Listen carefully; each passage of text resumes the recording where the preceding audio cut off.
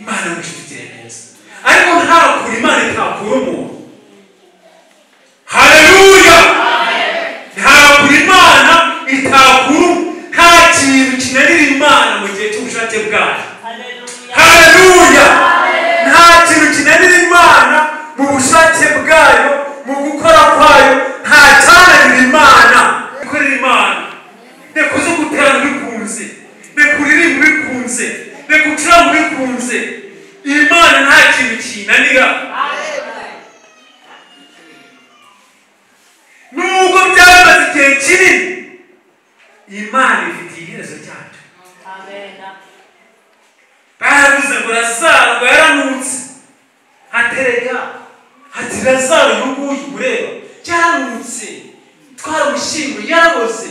Ariko bavuga ngo yaraboze yaranutse, Yesu amubonaga ari muzima. Bikomeye cyane abantu bavuga ko byakurangiranye, ariko Yesu abona nta kibazo. Niba arwaye twajya turwaza abantu bakaba indembe cyane, umuntu akaguseka kuba atewe sisari gushemwa kuka, Yesu abona uriho.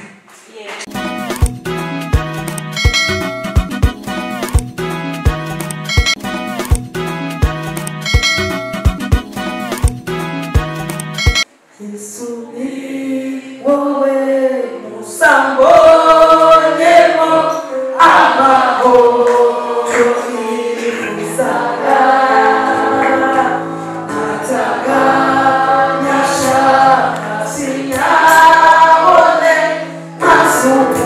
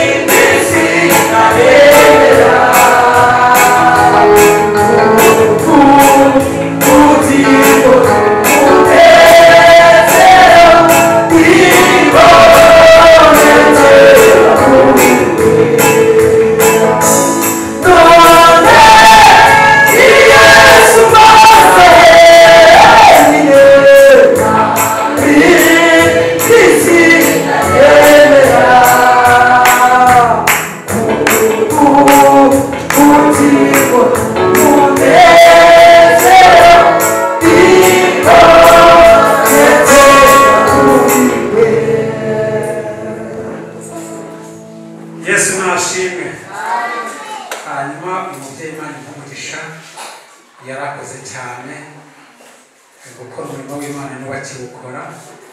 Imana ikomeze imushyigikire kandi imugire neza. Hanyuma ubu ngubu tuba tuje ku murimo w'Imana. Yesu nashimwe. Haleluya, haleluya. Ubu tuba tuje ku murimo w'Imana. Imana yigeze imbwira ibigendanye n'amateraniro nk'aya ngaya, irambwira ngo nugerayo jya ubabwire umurimo baba baje gukora uwo ari wo. Kimwe ni ukuririmba, ikindi ni ugukoma amashyi, ikindi ni ugucuranga, ikindi ni ugusenga, ikindi ni ugutura. Yesu nashimwe.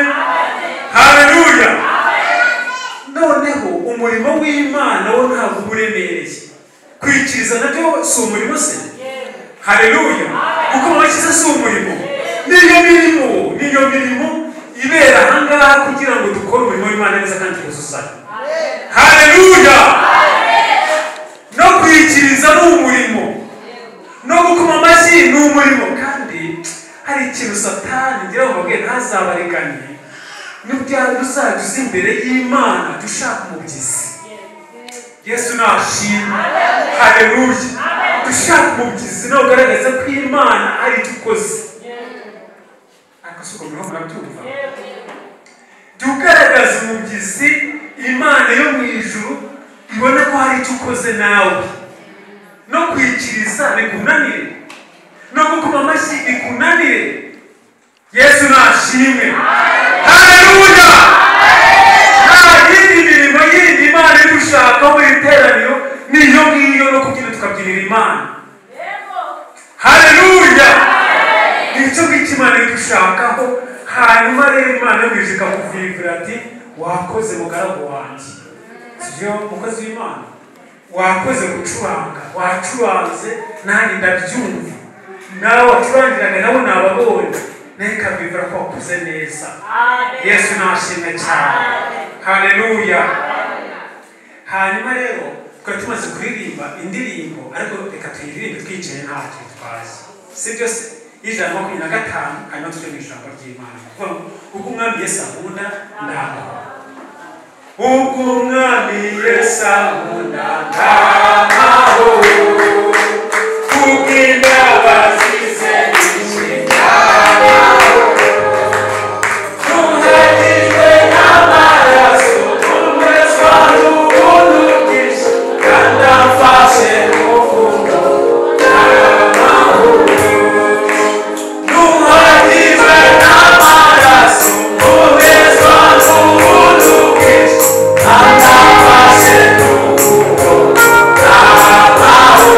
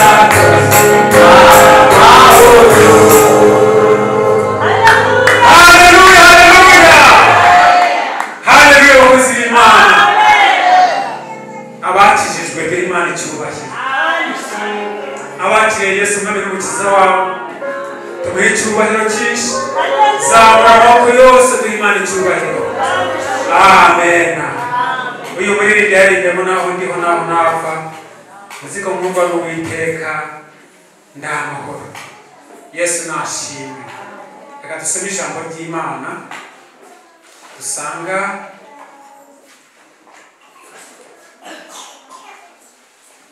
hano muri Yohana mu butumwa bwiza bwa Yesu Kristo bwanditswe na Yohana igice cya 11 turasoma n'umurongo wa 25 Yohana ubutumwa bwiza bwa Yesu Kristo bwanditswe na Yohana igice cya 11 n'umurongo wa 25 turasoma ubutumwa bwa Yesu Kristo bwanditswe na Yohana igice cya 11 n'umurongo wa 25 hanyuma twongere tugende gakeya dusome mu butumwa nanone bwa Yesu Kristo bwanditswe na Yohana igice cya 14 turasoma n'umurongo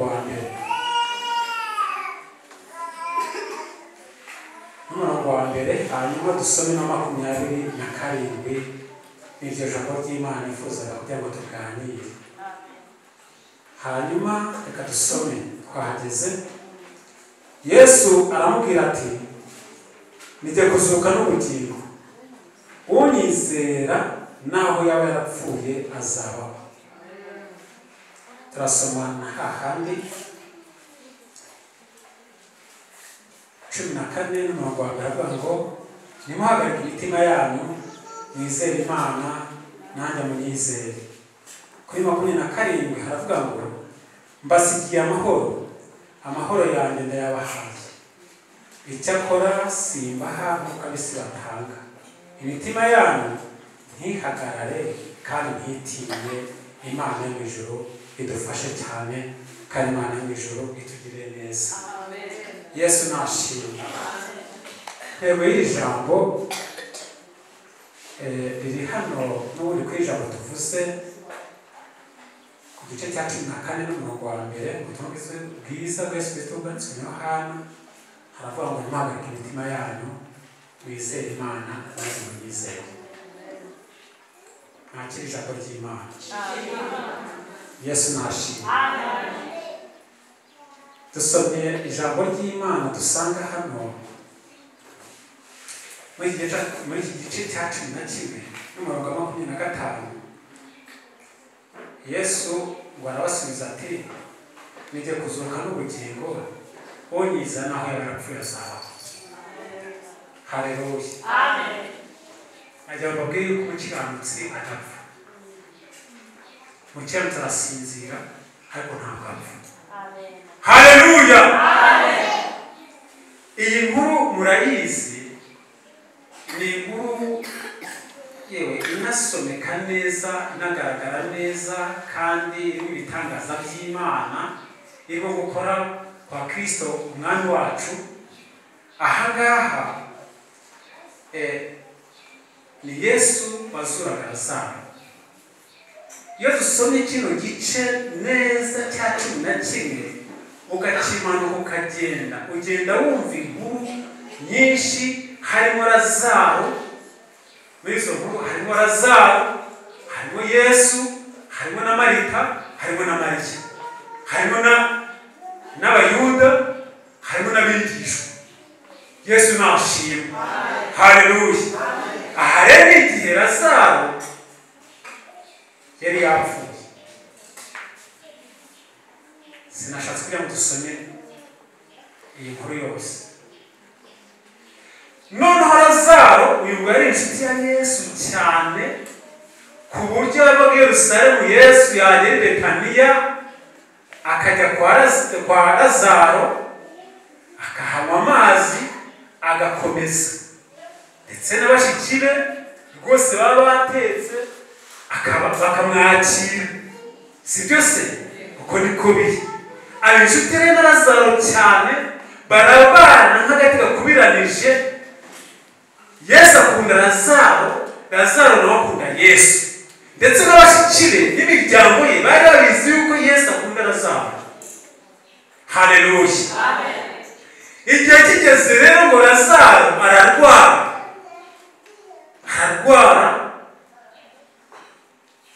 bagaragaza neza igihe Lazaro yarwaye, niba ari ibyumweru 3 cyangwa 5 cyangwa amezi angahe ntabwo tubisoma hano, ariko ngo yararwaye.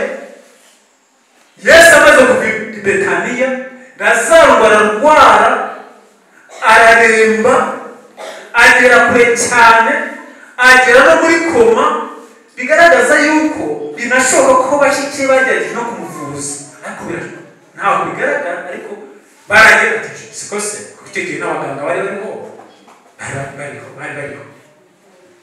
Lazaro ararwara ageze aho Lazaro arapfa. Birashoboka ko simbizi sindamye neza niba hariho telefone cyangwa ntazari ziriho, sibyo no kuba ari abahanga, ariko sinyumva neza kuko iyo haza kwa telefone baramuhamagaye. Noneho baramubura, Yesu yari yagiye baramubura, Marita na Mariya baramubura, baramushaka baramubura, barashakisha baramubura, Lazaro arapfa, baramushakisha baramubura, bamushakisha kirembye akimeze nabi, baramushakisha Yesu baramubura, ageze aho Lazaro apfa.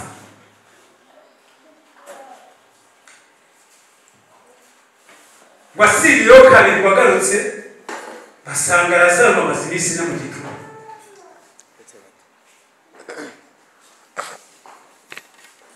Imana ije cyane. Iyo ntekereje ahantu barumva ari ibintu bindeze, abantu bararira, inshuti zirarira, abayuda bari bari aho barumirwa. Noneho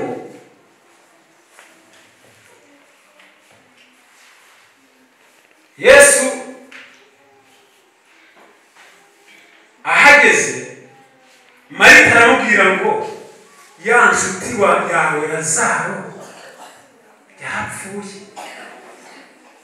ya nshuti yawe Lazaro wawe ni musaza wacu yarapfuye.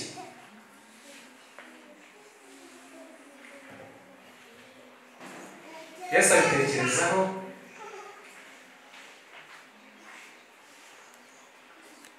angati humura azazuka. Amubwiye gutyo, Marita ati ndabizi ko azazuka kuko bigaragara ijambo ry'Imana ko azazuka ku muzuko w'abandi bose. Atuye ati humura arasinziriye. Imana ije cyane. Noneho Yesu ageze abona Marita ntabyakiriye neza, abona ntabyumvise neza, bigendanye no kwizera, bigendanye n'uko azi uko abantu bapfa batanazuka. Aravuga ati ni ukuri ndabizi neza azazuka ku munsi w'abandi bose. Yesu ageze aho ati mva nije kuzuka no gukinga. Haleluya. Unyizera wese ntabwo yaba yarapfuye azaba. Haleluya. Unyizera wese, nta nubwo yanavuze ngo umugore cyangwa umugabo cyangwa umukobwa cyangwa umusore cyangwa umukire cyangwa umukene cyangwa wirabura cyangwa w'inzobe cyangwa umuzungu cyangwa umwirabura, unyizera wese ntabwo yaba yarapfuye azaba. Aravuga ati wizeye ibyo nkubwira byizeye. Haleluya. Haleluya. Hari ibintu ujya ureba muri wowe, ari umuntu nk'ariya iwacu hariya mu buryo rwaraho nk'igifu cyangwa akarwara umwijima, si byo se? Wamubaza ati se umeze ute? None se ko hari indwara yanjye ngo nabigenza gute? Ariko iryo jambo rirambabaza ngo reka n'indwara yanjye ngo nuko nyine nibanira nayo, ngo nibanira na diyabete, ngo nuko nyine nibanira nayo.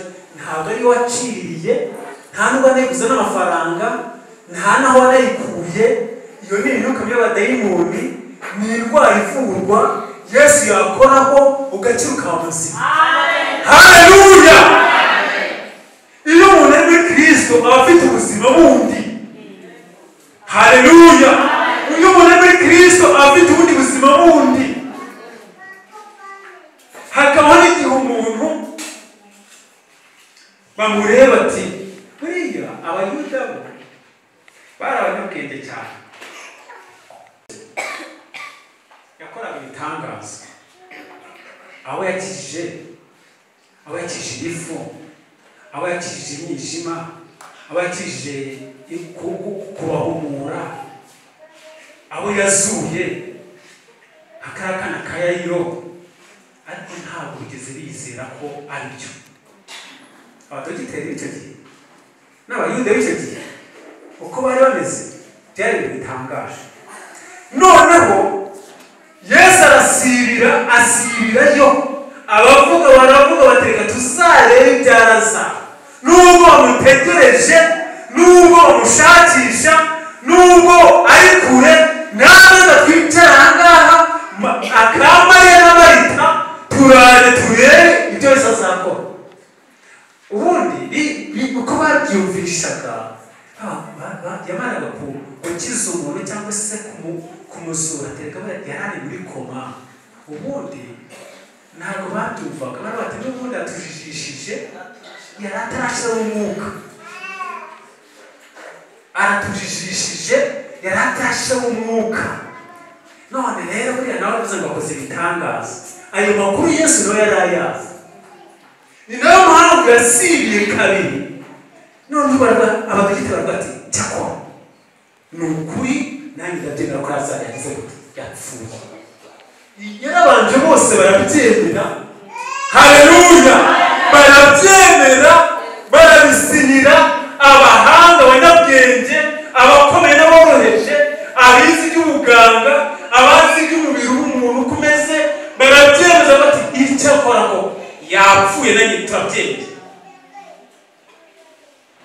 Hari igihe ugeramo abantu bati icyakora ko kuko ameze, iyi minsi ni gusiga, iyi minsi ntabwo igusiga. Ndetse akanavuga ati ni ukuri yasimbutse biriya asimbukiye indwara, asimbukiye, ariko iyo izamuhita. Kandi koko bakabivuga nawe wabyiyumvamo ukumva koko ahari n'icyo. Imana yishyigikiye neza, ariko ntakura Imana itakura umuntu. Haleluya! Ntakura Imana itakura, nta kintu kinanira Imana mu gihe cy'ubushake bwayo. Haleluya! Nta kintu kinanira Imana mu bushake bwayo, mu gukora kwayo, nta cyananira Imana. Ariko reka mbabwire, nta kintu kinanira Imana.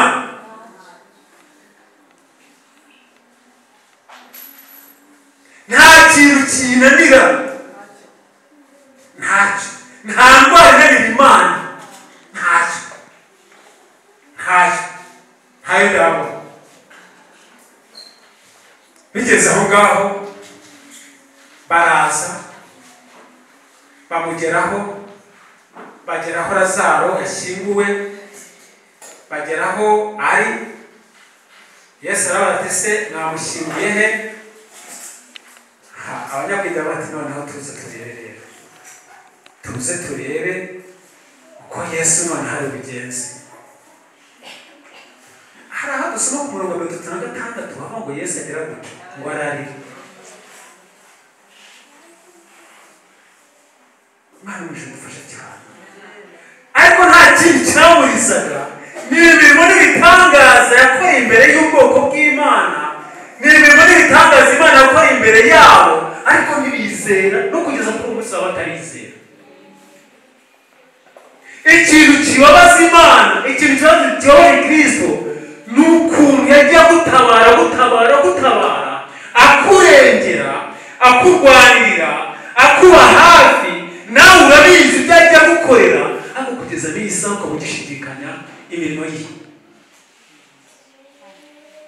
yangirije iki yangiriye cyane ndengana ariko aho simbizi ko naho. Haleluya. Icyo Imana ishaka ni ukuyizera, icyo Kristo ashaka ni ukumwizera. Ubundi afite ubugingo bwawe, afite byose mu kuboko. Haleluya. Umuririmbyi aririmbira ngo naho ndiho naho napfa nzi ko ngumva n'Umwami Yesu ndamahoro. Haleluya. Ngo byose bizambera byiza ndamahoro.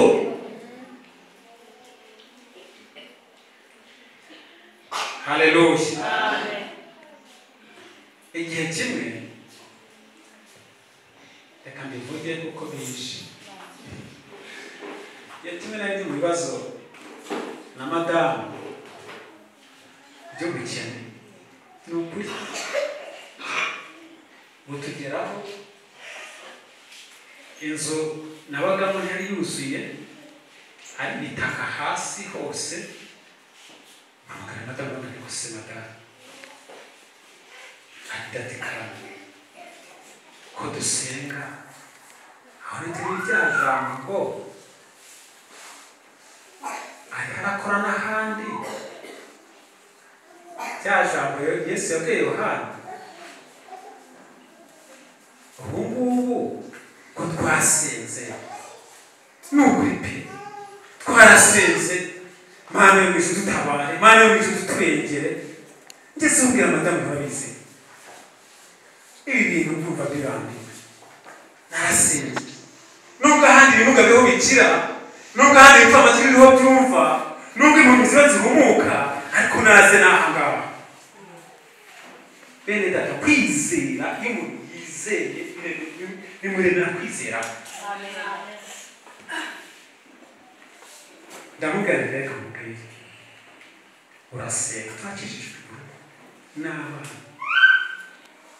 urasenga nanjye ndasenga ndumva umutima ubwawe ngo reka ntumire Yesu asa. Yesu nashimwe. Bwira madamu tujye kumutumira. Ndabyuka ari itariki 16 z'ukwezi kwa gatandatu 2001 hari kwa gatatu.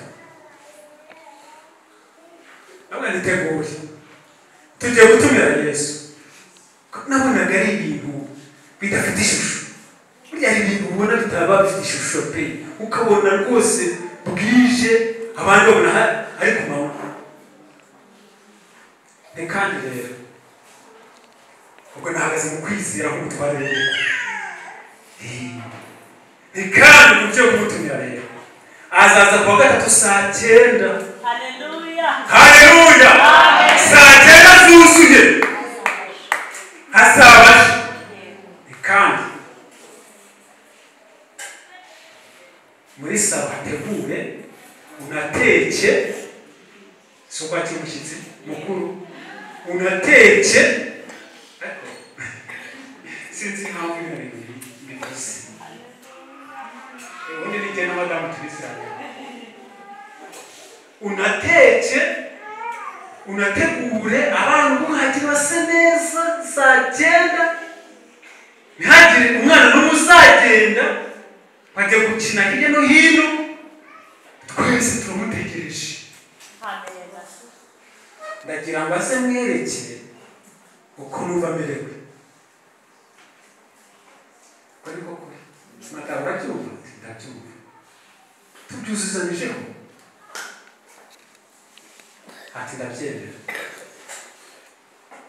Kuwa mbere, kuwa kabiri, kuwa gatatu mu gitondo cya kane ni gahunda irayibuka ati ndayibuka. Iyo Yesu ageze ahantu ni ukwizera kwawe, ni ukumwiyumvamo kwawe ukamuha agaciro nawe arakaguhesha. Haleluya. Bimaze kugenda gutyo ubwo bizaza Yesu uramubona se, hari urebesha amaso se, tekana ni umuntu usibuze ngo akomanje ati ndahageze, tekana araza se n'amaguru, tekana aza se n'imodoka. Yesu nashimwe. Ubwo saa 8 ndamubwira zana abana hano nawe icara hano.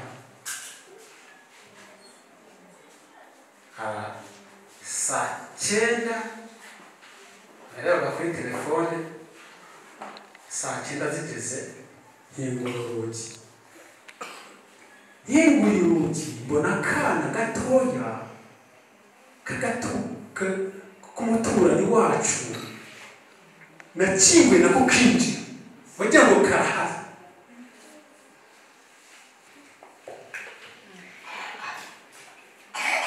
Ati murambwira ati rero buriya ibi bintu byitondemo, uyu mwana sinamutumiye sinzi ukuntu yaje. Arinjira umwana ufata ukuboko, arinjira madamu arategura umwana namukikira. Bya bindi nateguye Kristo nabihaye umwana. Haleluya!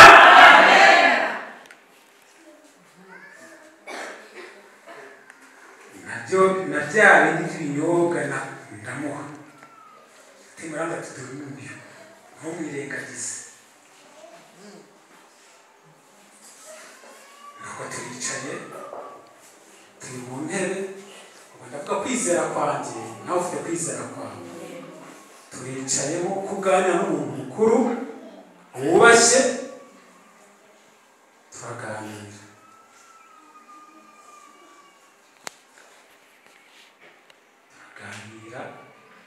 Naganiraga n'umutima numva asubiza, nanjye mubwira nanjye numva asubiza uko niko kuri.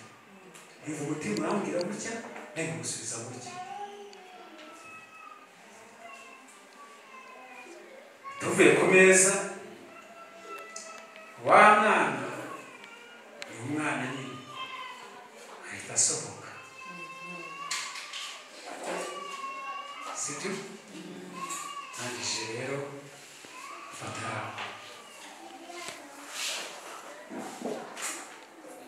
ndamuhagurutsa, arahaguruka. Ari kumwe na Yesu mu kwizera na madamu araho. Ntabwo rero reka mubwire, arabizi ko nagutumiye kandi uko niko kuri. Ndagushimiye ko wansuye, ndagushimiye ko wumvise ubutumire bwanjye, ndagushimiye ko uje muri wowe. Yesu nashimye. Ndagushimiye ko wemeye kwinjira kwa Viseri. Hari izindi ngo zindi zari zikomeye hari bujyemo, ariko wemeye winjiye muri iri taka n'iri vumbi. Ndabigushimiye. Hari icyifuzo rero mfite, ndashaka kunyemerera ibibazo. Ndashaka kunyemerera ibibazo mfite. Ntabwo byakemurwa n'imbaraga zanjye, byarananiye. Ntabwo byakemurwa n'imiryango, ntabwo mfite. Ntabwo byakemurwa n'abavandimwe, ntabwo mfite. Nta n'undi muntu nibwiye. Ndagira ngo mfashe umunsi. Ndamujyana mugeza mu cyumba, turareba y'ukuntu hasi. Iyi nzu yananiye kuyuzuza. Reba ukuntu hasi. Kandi urabizi nkubwije ukuri, sinigeze ntererwa ku murimo wawe. Ntabwo nigeze ntererwa. Imvura yaranyagiye, izuba riramvira, ntabwo nigeze nigana. Rero umbabarire nanjye mwumve. Yesu nashimye. Mujyana mu kindi cyumba, ndamuzengurutsa, ndumva turi kumwe nawe mu buryo bw'umwuka wera, mu buryo bwo kwizera. Ndumva mufashe ukuboko, ndamuzengurutsa, mugeza mu kindi cyumba, turagenda mugeza mu gikari. Wabonye ibintu bikenewe uko bingana.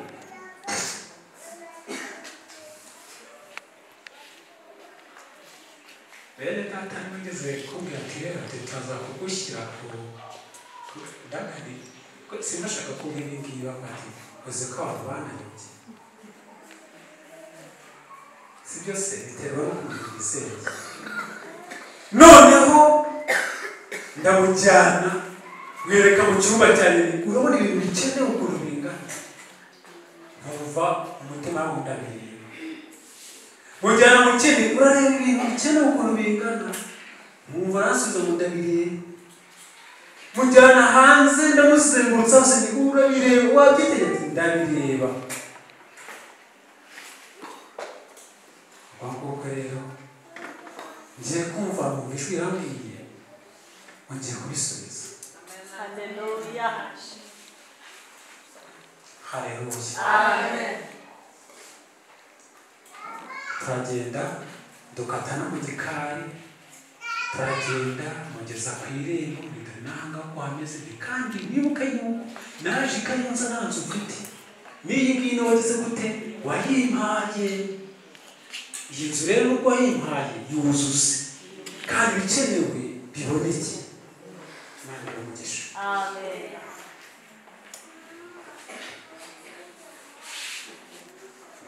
Haleluya. Amen. Madamu rero ni dusezere umushyitsi wacu ajye mu kazi kuko hano bakarangije n'ahandi ho barataka n'ahandi barataka ajye n'ahandi ajye gutabara. Turasenga turizera turatoza. Yesu nashimwe. Umunsi wa mbere urashize nuko nta mafaranga nagifite ukabona bahagaze imbere y'abantu bakava ku genda rimesenya nta mafaranga nari mfite. Bimaze kugenda gutyo umunsi wa mbere urarangiye, uwa kabiri urarangiye, uwa gatatu urarangiye, uwa kane urarangiye, icyumweru kirarangiye, ku kindi gikurikiraho ubwo nagiye mu murimo w'Imana. Umusaza wa madamu aramuhamagara turabizi atesubira ati Kayonza ati ngwino duhure Rwamagana. Ahubwo bagurishije ahantu i Butare kuri gakondo yabo ati ngwino ati nahamagaye runaka na runaka na runaka ngo nibashikire ni musaza wabo ngo baze tugabana amafaranga tugurisha isambu. Ubwo nanjye nigendeye najya ku murimo w'Imana naragarutse rero nimugoroba na saa 12 z'ishasamuye umudamu ati ngiye Rwamagana. Ese mu biki ati uvuga ngo iki ati do sanga amafaranga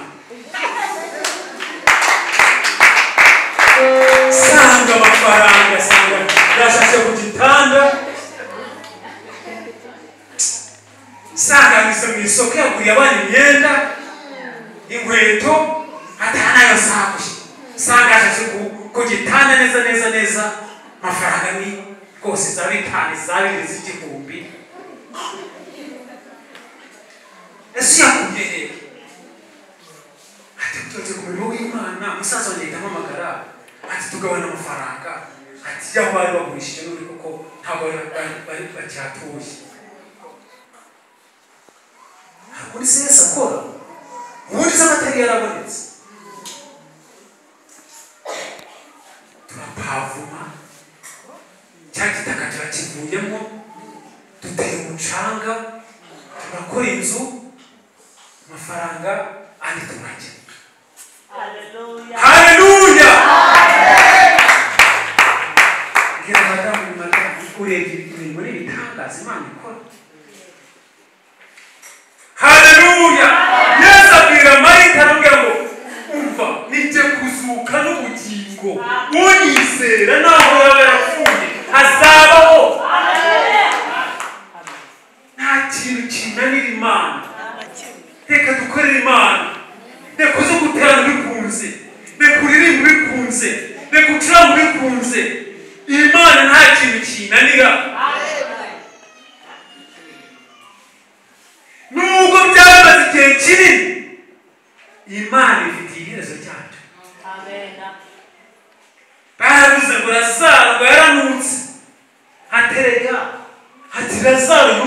mureba cyaranutse twaramushyinguye yaraboze ariko nubwo bavuga ngo yaraboze yaranutse Yesu yamubonaga ari muzima. Bivuga ngo iyo uri mu kibazo gikomeye cyane abantu bavuga ko byakurangiranye ariko Yesu abona nta kibazo. Niba arwaye twajya turwaza abantu bakaba indembe cyane umuntu akaguseka kuba atewe sisiteme ishema kuka Yesu abona uriho. Haleluya. Uko niko ujya mwizera Uwiteka Imana. Yesu abona kuriho akabona uri muzima. Nubwo abantu babona byarangiye nubwo abantu babona nta tangiro nta herezo ariko Yesu abona ko uri muzima. Yesu reka kujya mu ijuru. Yesu nashimwe arabwira abigishwa bati ni ukuri ikintu cya mbere impano ya mbere bahaye mbasigiye amahoro.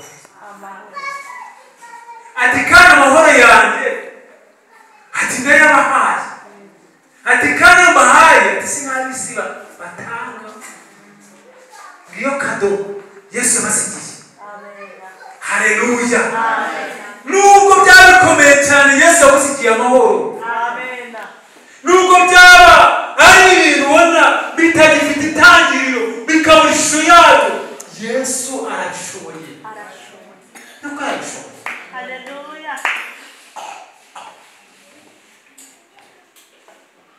Ko niko kuri Yesu arabishoboye. Rero garura kwizera garura icyizere kuri Yesu. Garura icyizere kuri Yesu. Buriya iyi si kugira ngo tuyibemo ni amahoro Yesu yaduhaye. Ni ukuri kandi simbareshya ni amahoro Yesu aha abantu. Umuri igina rero ntagira akagero ukari ntarondoreka. Ni amahoro ukajya duke ukumvura amahoro. Wabona byinshi ukumvura amahoro. Byatanabonetse ukumva n'amahoro ufite ibyiringiro ati ntacyo kazima Yesu abizi. N'ibyo iwanjye Yesu yarabimenya. Yesu nashimwe. Kandi amahoro bahaye ati sinabisi batanga. Umuntu hanze hano yaguha amahoro mukaganira ariko mwatandukana ati tishaka akakushushanya akakuryoshya yasubira inyuma hagati ati ariko Yesu ntabwo ari amahoro ataha. Haleluya. Gira kwizera ugira ibyiringiro by'amahoro Yesu yaguhaye kandi nutayata ntawe uzayatwaka. Nutayatakaza ngo uyatakaze mu bidafite umumaro ntabwo Yesu azayatwaka. Kandi ibyawe Yesu nabyo arabizi. Haleluya. Arabizi. Bigeze abwira abigishwa be ko kimurimo kumwizera hari n'igishwi ubwacyo ntabwo cyafatiwe ntabizi. Hasi umwana w'umuntu yagize gute ntarengwa niremeye n'igishwi ntabwo cyapfa gupfa gihugu ange ntabizi. Hasi umwana w'umuntu yagize gute ntarengwa kucyumva ufite kwizera gukeya. Imana imuje kongera kwizera. Yesu nashimwe. Imana imuje kongera kwizera. Hari abantu bumva bugacyari bakumva niho ribwire bwakwira ati ntabwo bucya ati noneho birarangiye ati noneho bigeze kure ati noneho nta garuriro ariko Yesu aba abizi byose. Ikoreza umutwaro wawe Uwiteka witayeho. Kadusenge Imana kwinginga Imana. Hari abantu uhura nawe waragusiye mu bitaro. Hari umwana nasengeye ndamusengera arembye baramuhamagara nyiramuvanye kwa muganga. Muganga bati ihutisha umwana byarangiye utaza kubura imodoka. araza nari mpari abati basi mbabarira usengere ese ndasengera mu byanjye ati sengera byibuze wose umutima wanjye gute utuze. Haleluya. Amen.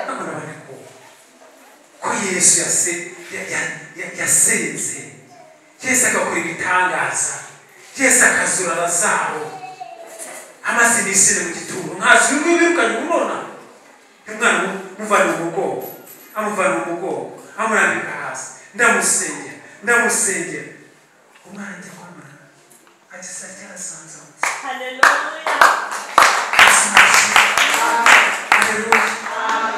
Umwana yakangutse ngo mango bibiryo.